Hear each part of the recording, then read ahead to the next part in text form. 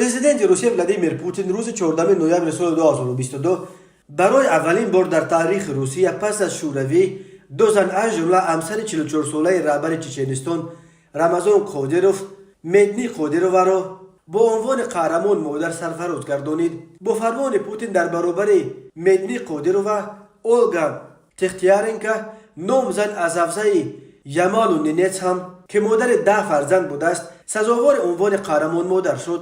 در این فرمان پوتین اینچنین آمده است که این دو زن برای خدمت‌های شایسته در تحکیم عائله و تربیت فرزندان شایسته عنوان قهرمان مادر می‌گردند. در برابر عنوان قهرمان مادر به این نفران مبلغ 1 میلیون روبل روسی نیز هدیه کرده می‌شود. اردن قهرمان مادر شکل ستاره داشته از طلا و الماس ساخته شده است.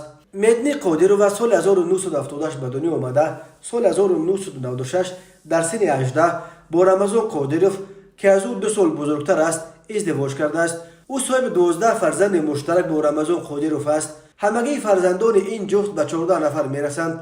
آنها باز 2 کودک را به فرزندی گرفتند. رمضان قادیروف و مدنی قادیرووا 4 پسر هم دارند. ماه اکتبر سال جاری رهبر چچنستان اعلام کرد که 3 فرزند نابالغش را به جنگ اوکراین فرستاده است. قادیروف ادعا کرد که فرزندانش از خردی تربیت خوب جنگی گرفتند.